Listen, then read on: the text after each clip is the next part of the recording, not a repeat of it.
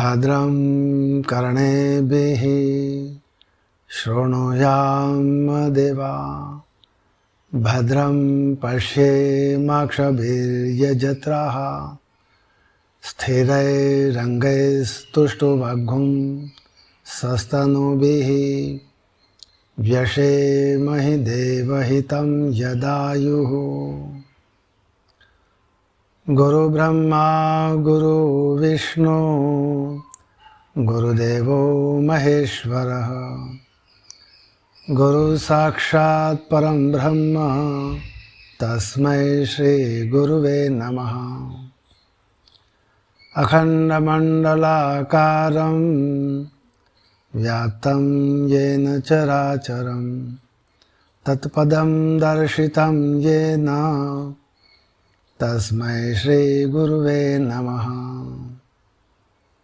श्रुतिस्मृतिपुराणानाम् आलयं करुणालयं नमामि भगवत्पाद शङ्करं लोकशङ्करं शङ्करं शङ्कराचार्यं केशवं बादरायणं सूत्रभाष्यकृतौ वन्दे भगवन्तौ पुनः पुनः।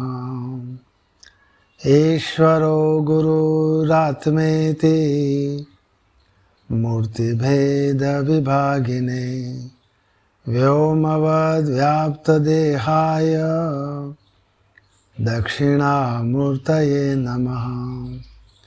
ॐ शान्तिः शान्तिः शान्तिः।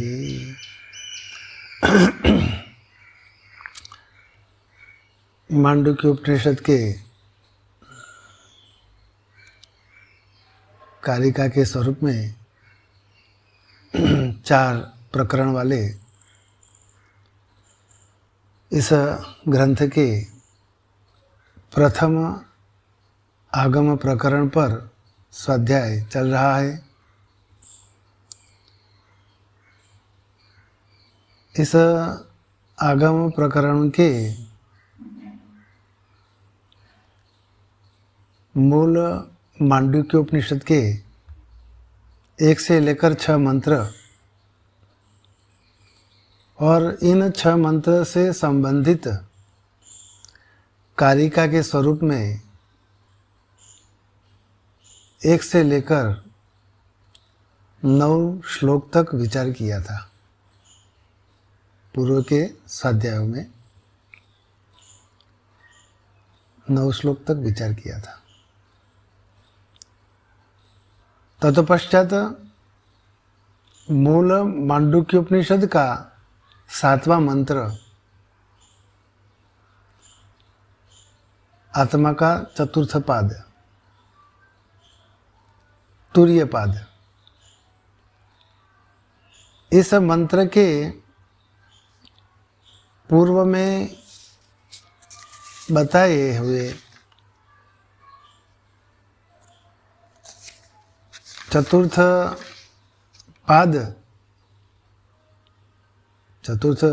पाद का विवरण के स्वरूप में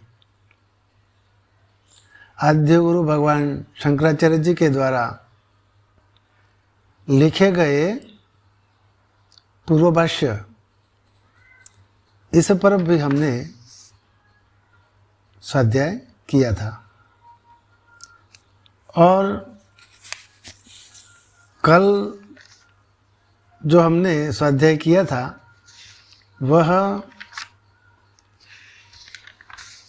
7वें मंत्र आत्मा का तुर्य स्वरूप, इस मंत्र पर मंत्र का पाठ, अर्थ और आद्य गुरु भगवान शंकराचार्य जी के द्वारा अपने लिखे गए विस्तार से जो लिखा गया है भाष्य, उस भाष्य पर भी विचार किया था।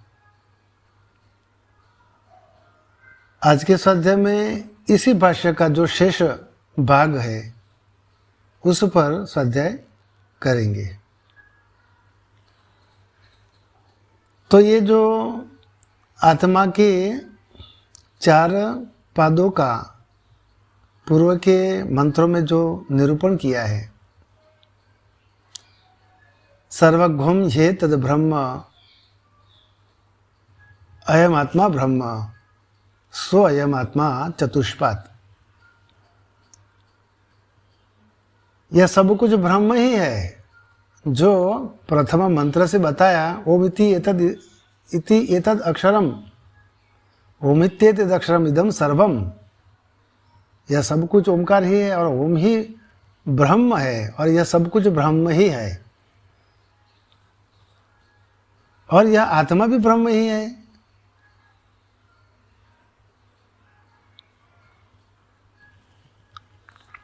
आत्मा तो आत्मा ब्रह्म है, यानी कि इस शरीर देह के अधिष्ठान में जो परमात्मा का ही जो स्वरूप है, लेकिन प्रत्यक के अर्थ में उसे आत्मा कहा है। जो इंद्रियां और उनके विषयों का दृष्टा है, नित्य शुद्ध बुद्ध मुक्त, लेकिन इंद्रियां और उनके विषयों का दृष्टा और आत्मा भी है, इसलिए उसे प्रत्यगात्मा कहा है। प्रत्यगात्मा उसे नित्य शुद्ध बुद्ध मुक्त आत्मा के सो अयम आत्मा चतुष्पाद, वह यह आत्मा 4 पाद वाला बताया। चतुर्थ पाद तुरीय पाद, तत्पश्चात तृतीय द्वितीय और प्रथम पाद जो बताए वे अविद्या से आरोपित आत्मा का जो स्वरूप है उस पर 3 पादों का निरूपण किया। प्रथम पद विश्व अर्थात वैश्वानर, जागृत अवस्था,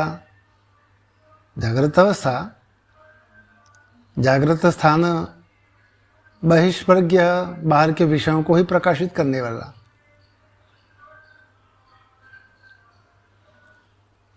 और 7 अंगों वाला, 19 मुख वाला, स्थूल भूख, स्थूल बाहर के विषयों का भोग करने वाला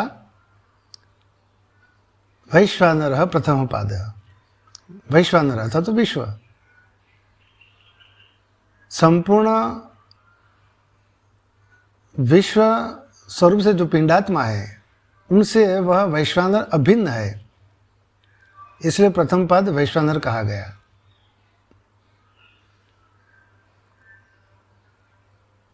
तत्पश्चात स्वप्न स्थान, स्वप्न अवस्था जिसका स्थान है, और उसी स्वप्न अवस्था में अंतःकरण में जिसकी प्रज्ञा है, सूक्ष्म लिंग शरीर में, यानी कि अंतः प्रज्ञा, 7 अंग वाला, 19 मुख वाला, प्रविविक बुक, सूक्ष्म विषयों का, वासना स्वरूप विषयों का भोग करने वाला स्वप्न अवस्था में, वही तेजस स्वरूप से कहा गया द्वितीय पाद। और जिस अवस्था में सोया हुआ पुरुष न किसी भोग की इच्छा करता है, न तो कोई स्वप्न को देखता है, उसे सुषुप्ति कहते हैं।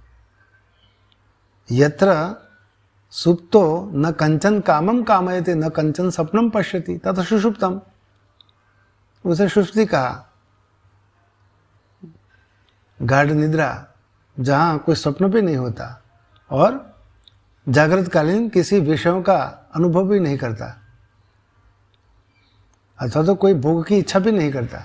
जिस प्रकार जागृत अवस्था में भिन्न भिन्न भोगों की इच्छा करता है, भिन्न भिन्न विषयों को ग्रहण करता हुआ, लेकिन इस अवस्था में न तो किसी भोग की इच्छा करता है और न तो स्वप्नों को देखता है, उसे सुषुप्ति कहा है। तत् सुषुप्तम, सुषुप्ति अवस्था जिसका स्थान है, सुषुप्ति स्थान एक ही भूत, संपूर्ण इंद्रियां और मन सहित जिस अवस्था में एकीभूत हो जाता है, ये सभी मन और इंद्रियां का उपसंहार यानी एकीभूत होना, इसलिए वह एकीभूत है। प्रज्ञानघन एवं प्रकृष्ट ज्ञान स्वरूप होता हुआ आनंदमयो, यानी कि संपूर्ण जागृतकालीन प्रज्ञा और स्वप्नकालीन प्रज्ञा, इन सभी प्रज्ञानों का इस सुषुप्ति में घनीभूत हो जाता है, अज्ञान स्वरूप हो जाता है। इसलिए अज्ञान घन अर्थात प्रज्ञान घन, घन प्रज्ञ कहा है। और इस प्रकार प्रकृष्ट ज्ञान स्वरूप होता हुआ ही आनंदमय हो जाता है, आनंद बहुल होता है और आनंद का भोग करता है। है आनंद भूख, चेतना रूप मुख वाला, चेतना स्वरूप मुख वाला, यह जो चित्त है, अंतःकरण में जो चित्त है, उसे ही उपलब्धि का द्वार बताया है। भिन्न भिन्न बाहर के विषयों के ज्ञान, विषयों का भोग और स्वप्नकालीन विषय ज्ञान और विषय के भोग के उपलब्धि का द्वार है। इसलिए यह चेतोमुख कहा है। मुख स्वरूप मुख है, चेतना स्वरूप मुख। उसे ही सुषुप्ति अवस्था में प्राज्ञ नाम से कहा गया। तो इस प्रकार ये आत्मा के अविद्या से 3 प्रकार के भेद बताए, 3 प्रकार के भाव, अवस्था अंतर्गत, भिन्न भिन्न अवस्था अंतर्गत। अब यहाँ इस 7वें मंत्र से आत्मा का जो चतुर्थ पाद है उस पर हमने कल विचार किया था। तुरीय स्वरूप, जिसमें ये जो 3 भिन्न भिन्न भाव बताए, आत्मा के औपाधिक स्वरूप बताए, अविद्या से युक्त विश्व, तेजस और प्राज्ञ, इस स्वरूप, उनका यहाँ प्रतिषेध किया। तत्पश्चात इस मंत्र में जो बताया है उसी प्रकार यहाँ सबसे पहले हम इस मंत्र का पाठ करेंगे, तत्पश्चात इसका अर्थ पर विचार करेंगे और जो शेष भाष्य है उस पर विचार करेंगे।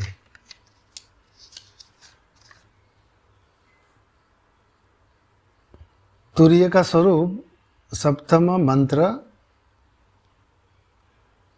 नान्तः प्रज्ञं न बहिष्प्रज्ञं नोभयतः प्रज्ञं न प्रज्ञानगणं न प्रज्ञं न प्रज्ञं अदृष्टम अव्यवहार्यम अग्राह्यम अलक्षणम अचिंत्यम अव्यपदेश्यम एकात्म प्रत्ययसारम प्रपंचोपशमम शांतम शिवम अद्वैतम चतुर्थम मन्यते स आत्मा सविज्ञेय।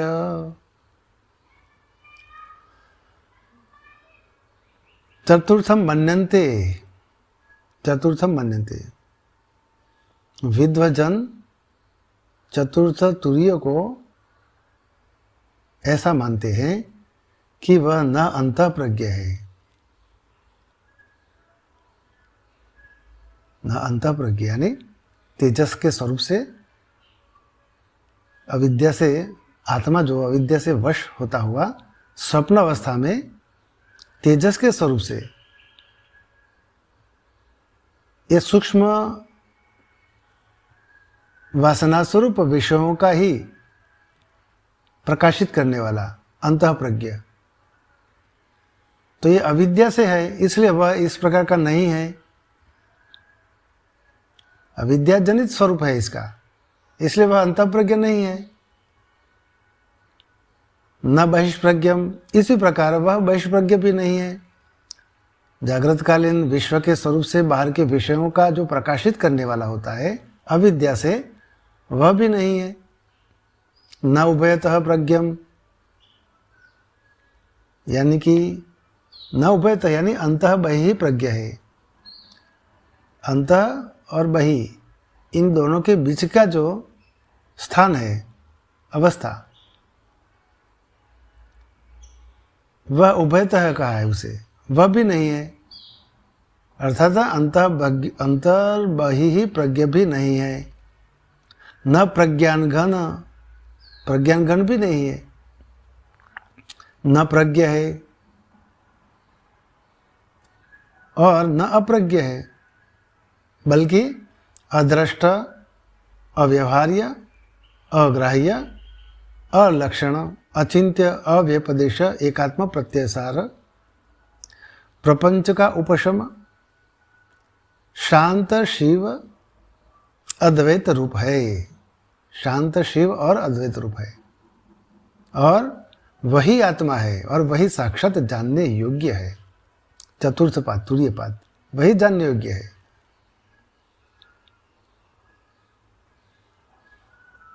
इस पर आद्य गुरु भगवान शंकराचार्य जी ने जो भाष्य किया है उस पर कल हमने विचार किया था, और उसका शेष जो भाष्य है उस पर अब हम स्वाध्याय करने जा रहे हैं। तो कल के भाष्य में अंत में जो भगवान ने बताया, अंतः प्रज्ञ नहीं है, यानी कि नान्तः प्रज्ञमिति तेजस प्रतिषेधः। नान्तः प्रज्ञ या अंतः प्रज्ञ नहीं है, इस प्रकार तेजस स्वरूप का प्रतिषेध किया। तो यहां प्रतिषेध बताते हैं, अवस्था प्रतिषेध। न बहिष्प्रज्ञम इति विश्व प्रतिषेध, और वह बहिष्प्रज्ञ नहीं है, इससे विश्व का निषेध किया है। न उभयतः प्रज्ञम इति जागृत स्वप्नयोः अंतरालावस्था प्रतिषेधः, और वह उभयतः प्रज्ञ भी नहीं है। इस वाक्य से जागृत और स्वप्न के बीच की अवस्था का प्रतिषेध किया। न प्रज्ञानगम इति सुषुप्ता अवस्था प्रतिषेधः, और वह जो प्रज्ञानगण भी नहीं है, इससे सुषुप्ति का प्रतिषेध हुआ है। किस प्रकार से हुआ है? तो क्योंकि वह बीज भाव अविवेक रूपत्वात्, क्योंकि सुषुप्ति अवस्था में आत्मा जो है वह बीज भाव से है, बीजात्मक स्वरूप से है, सूक्ष्म वासनाओं से युक्त है, अज्ञान से युक्त है कारण शरीर में। इसलिए सुषुप्ति अवस्था में प्रज्ञानगण नहीं है। इस प्रकार सुषुप्ति अवस्था का भी प्रतिषेध किया, क्योंकि उस आत्मा का बीज भाव की अविवेकता होने के कारण, वह बीज भावमय अविवेक स्वरूप है, इसलिए सुषुप्ति का प्रतिषेध हुआ। न प्रज्ञानगम इति, इस प्रकार न प्रज्ञम इति, प्रज्ञ नहीं है। प्रज्ञ यानी युगपत सर्व विषय प्रज्ञातृत्व प्रतिषेध। न प्रज्ञमिति, यह प्रज्ञा नहीं है। प्रज्ञ यानी एक साथ संपूर्ण विषयों का ज्ञाता, एक साथ संपूर्ण विषयों का ज्ञान प्राप्त करता है, सर्वज्ञ जिसे कहता है उसे ईश्वर कहते हैं, वही ईश्वर। इस प्रकार न प्रज्ञम, वह प्रज्ञ भी नहीं है। इस प्रकार एक साथ सब विषयों के ज्ञातृत्व का भी प्रतिषेध किया, क्योंकि ईश्वर माया से है। परमात्मा का शुद्ध सत्वगुण प्रधान प्रकृति का स्वीकार किया।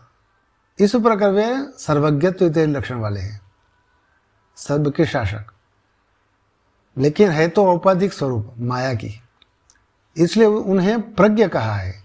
और यह प्रज्ञ न प्रज्ञमिति, इस प्रकार कहते हुए युगपत सर्व विषय प्रज्ञातृत्व प्रतिषेध, यानी इससे एक साथ सब विषयों के ज्ञातृत्व का प्रतिषेध किया है, यानी कि ईश्वरत्व का भी यहाँ प्रतिषेध है। न अप्रज्ञमिति, पहले न प्रज्ञम, अब यहाँ न अप्रज्ञम। प्रज्ञम यानी एक साथ सब विषयों के ज्ञातृत्व वाला, और अप्रज्ञ यानी इन सभी का अज्ञानी। अर्थात अप्रज्ञ नहीं है, न अप्रज्ञमिति अचैतन्य प्रतिषेध। अप्रज्ञ नहीं है, इससे अचेतनता का निषेध किया गया है। अचेतनता यानी जड़ता, उसका भी निषेध किया है। वह ज्ञानी तो नहीं है, वह ज्ञानी यानी विषयों का ज्ञान, संपूर्ण समस्त एक साथ सब विषयों का जो ज्ञान होता है उसे ज्ञान कहा है यहाँ व्यवहारिक। और वह इस प्रकार का अज्ञानी भी नहीं है, अर्थात इससे अचेतनता का निषेध किया गया। तो अब यहाँ कथम पुनः अंतः प्रज्ञत्वादीनाम आत्मनि गम्यमानानाम रजवादो सर्पादिवत प्रतिषेध असतत्वम गम्यते इति उच्यते। इसका अर्थ यह है कि किंतु जबकि अंतः प्रज्ञत्वादी धर्म आत्मा में प्रत्यक्ष उपलब्ध होते हैं, तो केवल प्रतिषेध के ही कारण उनका रज्जु में प्रतीत होने वाले सर्पादि के समान असत्यत्व कैसे सिद्ध हो सकता है। केवल प्रतिषेध के ही कारण। इस पर कहते हैं ज्ञ स्वरूप अविशेष अपि इतरेतर व्यभिचारात् रजवादाव इव सर्पधारादि विकल्पित भेदवत सर्वत्र अव्यभिचारात् ज्ञ स्वरूपस्य सत्यत्वम। तो यह ज्ञ स्वरूप क्या है? ज्ञ स्वरूप ही चित स्वरूप है। ज्ञ स्वरूप यानी चित स्वरूप, ज्ञान स्वरूप। अधिष्ठान में जो है वह ज्ञान, जिसका अधिष्ठान है वह ज्ञान स्वरूप अधिष्ठान। उस ज्ञ स्वरूप अविशेष अपि, उस चित स्वरूप में कोई विशेष कोई भेद न होने पर भी परस्पर इतरेतर व्यभिचाराद, परस्पर एक दूसरे का व्यभिचार होने के कारण वे रज्जु आदि में प्रतीत होने वाले सर्पधार आदि विकल्प भेदों के समान असद्रूप ही है।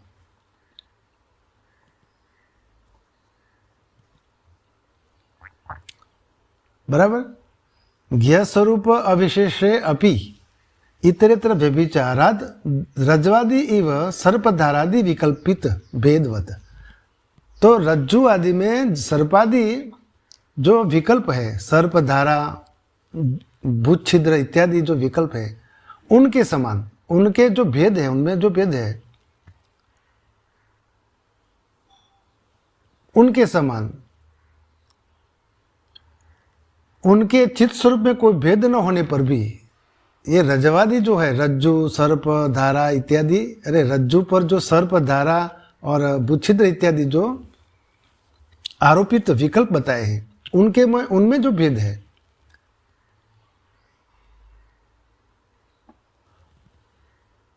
उन विकल्पों में परस्पर व्यभिचार होने के कारण वे असद्रूप है। लेकिन ये जो चित स्वरूप यानी कि ज्ञ स्वरूप रज्जु है वह सत है। उसी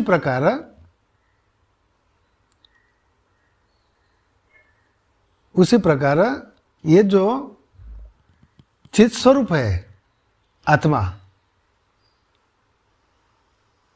उस पर ये जो तीन अवस्थाओं वाला जो अंतःप्रज्ञत्वादी जो भाव है, विकल्प है, उनमें भेद है और उनमें व्यभिचार है। परस्पर व्यभिचार होने के कारण वे असद्रूप है। अंतःप्रज्ञ, बहिष्प्रज्ञ इत्यादि जो विकल्प आत्मा के जो है, आत्मा के ऊपर आरोपित विकल्प, उनमें परस्पर व्यभिचार है। लेकिन उनका जो अधिष्ठान जो है,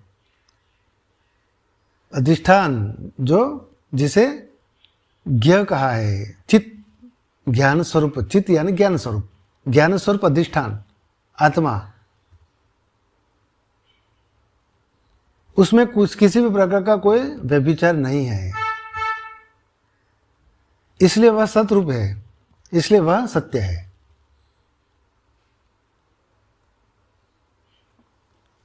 तो इस प्रकार रज्जु आदि में प्रतीत होने वाले सर्पधारा आदि विकल्पों के भेद के समान उनके चित्त स्वरूप में कोई भेद न होने पर भी परस्पर एक दूसरे में व्यभिचार होने के कारण वे असद्रूप है। रज्जु पर आरोपित सर्प धारा इत्यादि वे असद्रूप है परस्पर व्यभिचार होने के कारण, किंतु चित्त स्वरूप का कहीं भी व्यभिचार नहीं है, इसलिए वह सत्य है।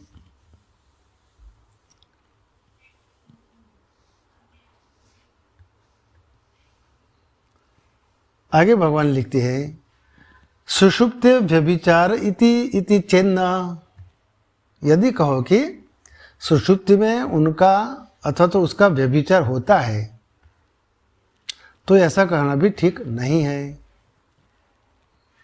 क्यों नहीं है? क्योंकि यहाँ श्रुति के द्वारा भी बताया है कि सुषुप्ति का भी अनुभव हुआ करता है। सुषुप्तस्य अनुभूय मानत्वात्, सुषुप्ते व्यभिचार इति न चिन्ह, सुषुप्ति में भी व्यभिचार हुआ करता है उसका, यह कहना ठीक नहीं है, क्योंकि सुषुप्ति में भी उसका अनुभव हुआ करता है, क्योंकि सुषुप्ति का भी अनुभव हुआ करता है। सुषुप्ति का अनुभव किस प्रकार से होता है? आत्मा तो नित्य शुद्ध बुद्ध मुक्त और दृष्टा है, तो सुषुप्ति में जागृतकालीन भिन्न भिन्न, जब जैसे जिस प्रकार जागृतकालीन भिन्न भिन्न विषयों का ज्ञान को, प्रतिबिंबित ज्ञान को प्राप्त करता है, तो जागृतकालीन तो उनके उस आत्मा के लिए मन और बुद्धि के संयोग से, मन या बुद्धि से युक्त होता हुआ, अर्थात तो मन या बुद्धि के स्वरूप में वह इंद्रियां से तद्रूप होता हुआ उन भिन्न भिन्न विषयों को देखता है, शब्दादि विषयों, उनके प्रतिबिंबों को ग्रहण करता है। तो जागृतकालीन तो विषय है आत्मा के लिए, उसी प्रकार स्वप्न अवस्था में भी वह सूक्ष्म वासना स्वरूप विषयों को देखता है, अर्थात तो उसका तेजस के स्वरूप से भोग करता है। तो ये जागृतकालीन और स्वप्नकालीन आत्मा के लिए विषय हैं ये सभी शब्दादि।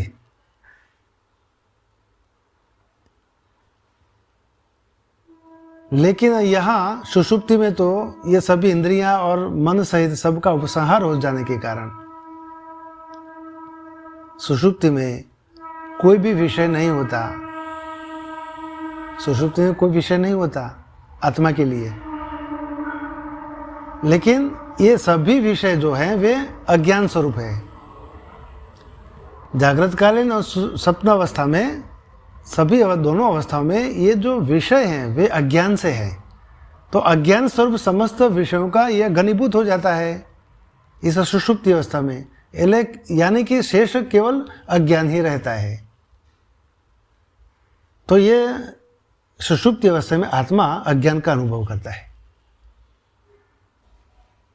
आत्मा का विषय जागृतकालीन भिन्न भिन्न इंद्रियों का विषय जो होता है वे नहीं होता, स्वप्न में जागृत में होता है ऐसा।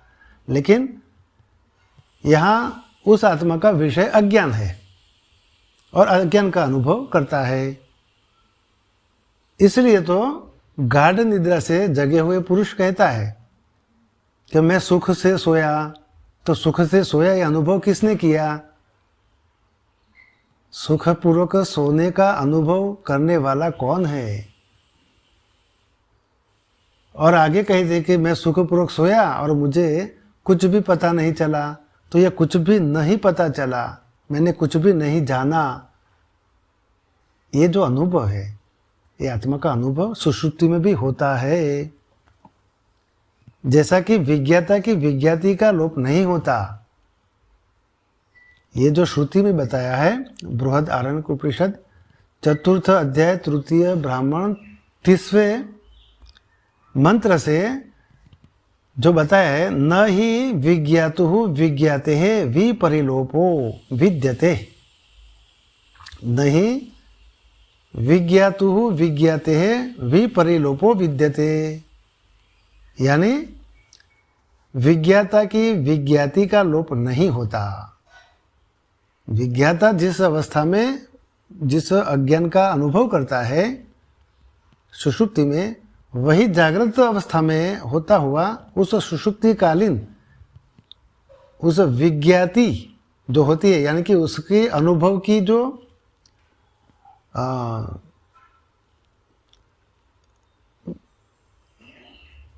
अनुभव किया है उस अनुभव का ज्ञान, स्मृति, विज्ञाति यानी उसकी स्मृति।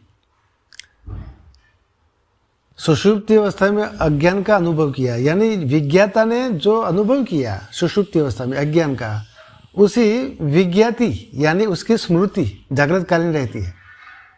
अनुभव नहीं रहता, स्मृति रहती है कि मैं सुखपूर्वक सोया और मुझे कुछ भी ज्ञात नहीं है, मुझे कुछ भी ज्ञात नहीं हुआ उस अवस्था में। तो ये जो विज्ञाति का लोप नहीं होता, इस श्रुति से भी सिद्ध होता है कि सुषुप्ति का भी अनुभव हुआ करता है। अतएव इसलिए अदृष्टम, इसलिए वह अदृश्य है। यस्माद् दृष्टम तस्माद् अव्यवहार्यम, और ये क्योंकि अदृश्य है इसलिए वह अव्यवहार्य है, तथा अग्राह्यम कर्मेंद्रिय है, और कर्मेंद्रियों से अग्राह्य और अलक्षण यानी लिंग रहित है। अग्राह्यम कर्मेंद्रिय है, अलक्षणम अलिंगम इति एतद अनुमीयम इति अर्थ। तात्पर्य है कि उसका अनुमान नहीं किया जा सकता, अदृश्य है, और क्योंकि वह अदृश्य है इसलिए अव्यवहार्य है, तथा कर्मेंद्रियों से अग्राह्य होने के कारण अलक्षण यानी लिंग रहित है। अलक्षण है लिंग रहित, न तो वह किसी भी प्रकार का उसका लिंग नहीं है। तात्पर्य यह है कि उसका अनुमान नहीं किया जा सकता।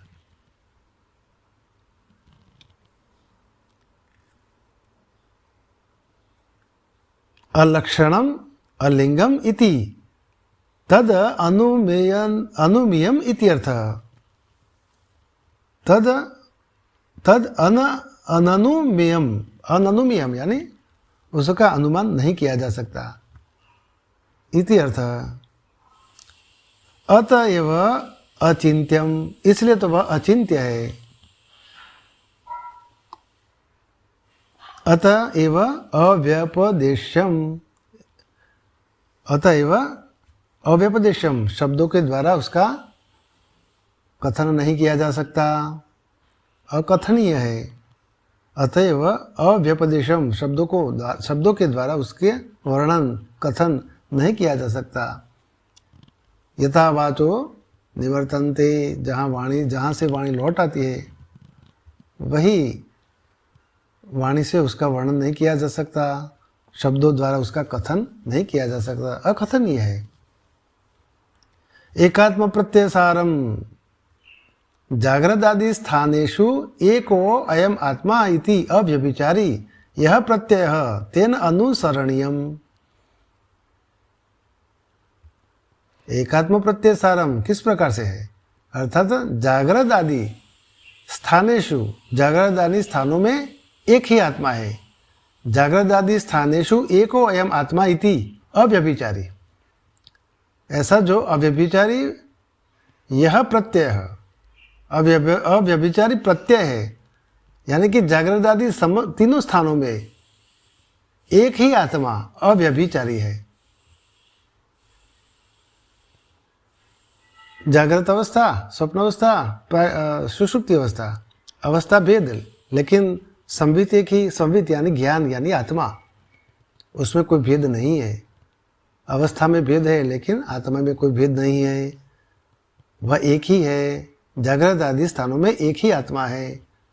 ऐसा जो अव्यभिचारी प्रत्यय है, जागृत आदि स्थानेषु एको अयम एव इति अव्यभिचारी, यह प्रत्यय, इस प्रकार का अव्यभिचारी के स्वरूप में उसका प्रत्यय है। तेन अनुसरणीयम, उससे अनुसरण किए जाने योग्य है, इसलिए वह एकात्म प्रत्यय सार है। अथवा एक आत्म प्रत्यय सारम प्रमाणम यस्य तुरीयस्य अधिगमे तत् तुरीयम एकात्म प्रत्यय सारम। अथवा आत्मा है, इस प्रकार की उपासना करें। आत्मा इति एव उपासित, अथ एव एक आत्मा, अथवा एक आत्म प्रत्यय सारम प्रमाणम यस्य तुरीयस्य अधिगमे तत् तुरीयम एकात्म प्रत्यय सारम। आत्मा इति एव उपासित, आत्मा है, इस प्रकार ही उपासना करे। इस श्रुति के अनुसार आत्म प्रत्यय सारम प्रमाणम यस्य, जिस तुर्य का ज्ञान प्राप्त करने में एक आत्म प्रत्यय ही सार यानी प्रमाण है, वह तुर्य एकात्म प्रत्यय सार है। अथ एव एक आत्म प्रत्यय सारम प्रमाणम, एक आत्म प्रत्यय सार ही जिसका प्रमाण है, जिस तुर्य का, जिस तुर्य का ज्ञान प्राप्त करने में एक आत्म प्रत्यय सार ही प्रमाण है, एक आत्म प्रत्यय सार ही उसका प्रमाण है, उस आत्मा, तुरीय आत्मा का ज्ञान प्राप्त करने के लिए एक आत्म प्रत्यय ही सार यानी प्रमाण है, वह तुरीय एक आत्म प्रत्यय सार है।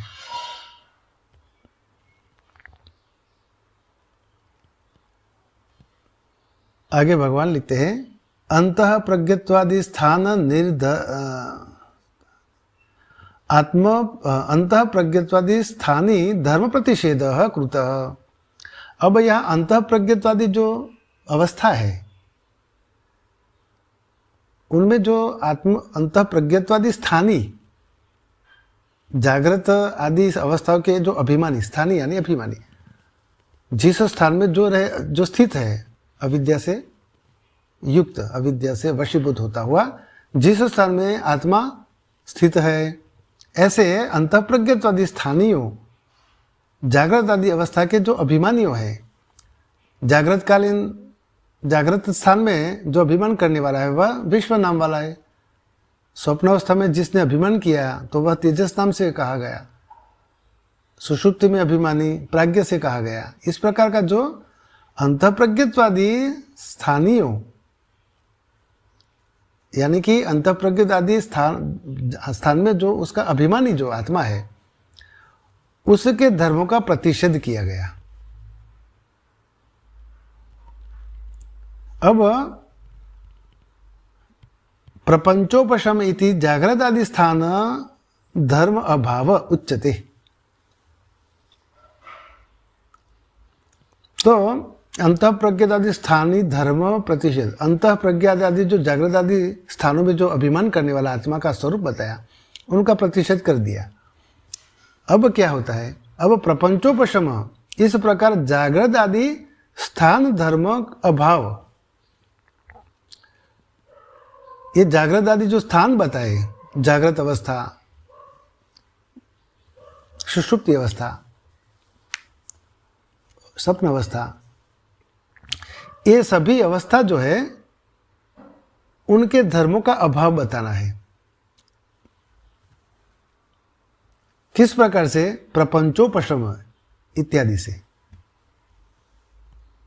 प्रपंचोपशम इति जागृत आदि स्थान धर्म अभाव उच्यते। तो यहाँ प्रपंचोपशम क्यों कहा गया है, क्योंकि जागृत आदि स्थान अवस्थाओं के धर्मों का अभाव बताया जाता है, इसलिए वह प्रपंचोपशम है।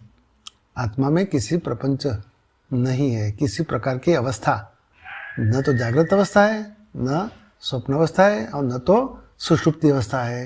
ये सभी प्रपंचों का अभाव है इन तीनों स्थानों में। इस प्रकार ये जागृत आदि स्थान अवस्थाओं के धर्मों का अभाव, ये अभाव ही प्रपंच उपशम, इसलिए वह शांत है, अविकारी है। अतएव शांतम अविक्रियम, अविक्रियम यानी अविकारी। प्रपंचों का उपशमन जब होता है तभी तो आत्मा स्वयं शांत और अविकारी है। मूल तो आत्मा तो अविकारी और शांत ही है, लेकिन यह केवल अविद्या और माया के प्रपंच ही है तीन अवस्थाओं, और तीन अवस्थाओं में अभिमान करना ये माया और प्रपंच ही, माया का प्रपंच मात्र है, और अविद्या से वशीभूत होना ही है केवल। वास्तव में आत्मा का स्वभाव नहीं है, आत्मा का स्वरूप अविकारी है, शांत अविकारी है, इसलिए वह शांत यानी अविकारी है। शिवम यथा अद्वैतम, क्योंकि वह शांत यानी अविकारी है, और क्योंकि वह अद्वैत अर्थात भेद रूप विकल्प से रहित है।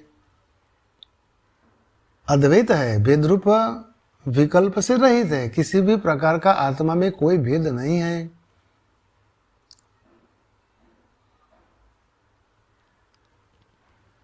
इसलिए वह शिव है। शिवम यतः अद्वैतम भेद विकल्प रहितम, अद्वैत है, भेद विकल्प से रहित है, यतः शिवम, इसलिए वह शिव है। चतुर्थम तुर्यम मन्यन्ते, उसे चतुर्थ यानी तुर्य मानते हैं। क्यों? क्योंकि प्रतीयमान पादत्रय रूप वैलक्षण्यात, क्योंकि प्रतीत होने वाले प्रतीयमान पादत्रय रूप, ये तीनों पाद स्वरूप जो प्रतीत होने वाले पूर्वोक्त तीनों पादों से वह विलक्षण है, इसलिए उसे चतुर्थ यानी तुर्य मानते हैं। वही आत्मा है, स आत्मा स विज्ञ इति, वही आत्मा है और वही ज्ञातव्य है। स विज्ञेय, वही ज्ञातव्य है। अतः प्रतीयमान सर्पभुच्छिद्र दंड आदि व्यतिरिक्ता यथा रज्जुः तथा तत्त्वमसि इत्यादि वाक्यार्थ आत्मा अदृष्टो दृष्टा।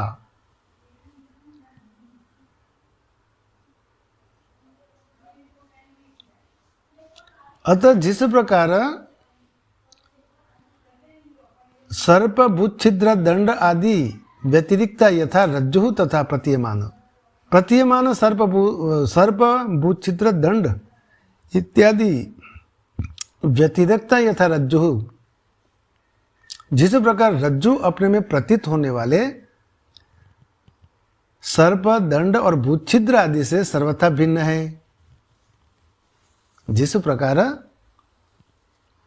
प्रतीयमान सर्प भूत छिद्र दंड आदि व्यतिरेकता यथा रज्जु, रज्जु जिस प्रकार अपने में प्रतीत होने वाले सर्प दंड अथवा तो भूछिद्र आदि से सर्वथा भिन्न है, उसी प्रकार तत्वमसि इत्यादि वाक्यार्थ, तत्वमसि इत्यादि वाक्यों का अर्थ स्वरूप आत्मा जिसका कि अदृष्टो दृष्टा, अदृश्य होकर भी देखने वाला है।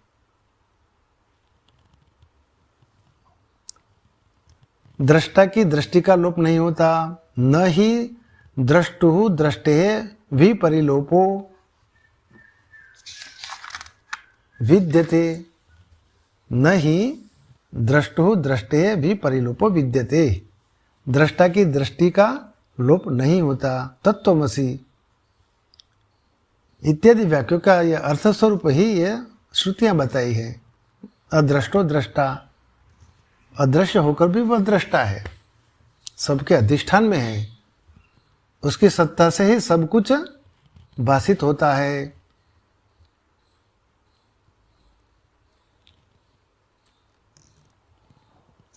दृष्टा की दृष्टि का लोप नहीं होता। इस प्रकार इन इत्यादि श्रुतियों ने प्रतिपादित किया है।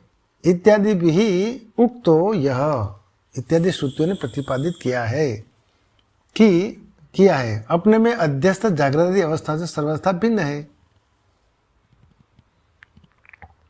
ये आत्मा अपने में अध्यस्त जागृत आदि, जागृत स्वप्न सुषुप्ति आदि अवस्थाओं से सर्वथा भिन्न है। सविज्ञ इति भूतपूर्वत्यगा भूतपूर्वगत्याः ज्ञाते द्वैत अभाव, यानी वही ज्ञातव्य है। सविज्ञ इति वही ज्ञातव्य है। भूतपूर्वगत्याः, ऐसा भूतपूर्व गति से कहा जाता है। भूतपूर्व गति यानी यहाँ टिप्पणी में भगवान ने बताया क्या है, अर्थात अविद्या में अविद्या अवस्था में आत्मा में जो ज्ञेयत्व मान रखा था उसी का आश्रय लेकर तुरीय को ज्ञातव्य कहा जाता है। तुरीय को ज्ञातव्य कैसे कहा जाता है? तो अविद्यावस्था में आत्मा में जो ज्ञेयत्व माना रखा था, ज्ञेयत्व माना रखा था आत्मा में अविद्यावस्था में, आत्मा अविद्या से ग्रसित होता है, उस अवस्था में उसी आत्मा में जो ज्ञेयत्व माना रखा था उसी का आश्रय लेकर तुरीय को ज्ञातव्य कहा जाता है। तुरीय को ज्ञातव्य कहा जाए, यह विशेषण है ज्ञातव्य शब्द, तो कोई विशेषण रहित है तुरीय। तो वास्तव में तो जो अव्यवहार्य और अप्रमेय है उसे ज्ञातव्य भी नहीं कहा जा सकता। तो ये जो अंत में जो बताया सविज्ञ इति वही ज्ञातव्य है, तो ज्ञातव्य तो किस प्रकार है? उसका तो वह तो अव्यवहारु है, अप्रमेय है, फिर भी उसे कहा है क्योंकि अविद्यावस्था में आत्मा में जो ज्ञेयत्व मान रखा था उसी का आश्रय लेकर तुरीय को ज्ञातव्य कहा जाता है। इस प्रकार क्योंकि ज्ञाते द्वैत अभाव, क्योंकि उसका ज्ञान होने पर द्वैत का अभाव हो जाता है, और जब द्वैत का अभाव हो जाता है तब वह तो न तो ज्ञातव्य होता है क्योंकि स्वरूप प्राप्ति हो जाती।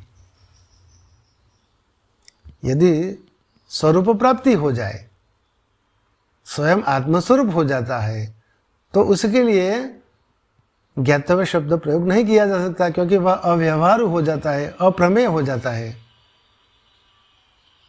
तो इस प्रकार ऐसा भूतपूर्व गति से कहा जाता है क्योंकि उसका ज्ञान होने पर, उस तुरीय आत्मा का ज्ञान हो जाने पर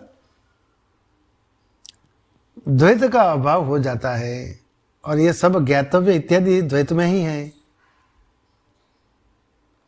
इस प्रकार वह ज्ञातव्य है।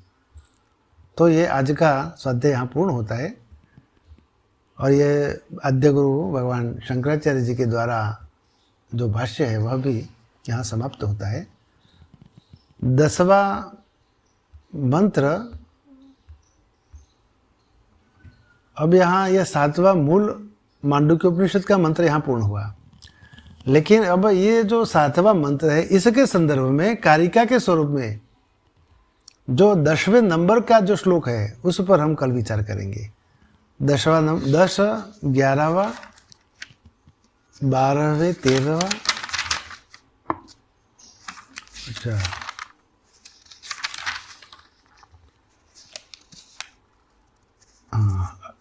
18 18। तो 18 कुल 18 श्लोक है, 17 और 18 इसके संदर्भ में ही है, 7वें मंत्र के संदर्भ में है, कारिका के स्वरूप में है। उन पर कल से हम विचार करेंगे। हरि ओम। ओम पूर्णमदः पूर्णमिदं पूर्णात् पूर्णमुदच्यते पूर्णस्य पूर्णमादाय पूर्णमेवावशिष्यते। ओम शांति शांति शांति। ओम ब्रह्मार्पणमस्तु।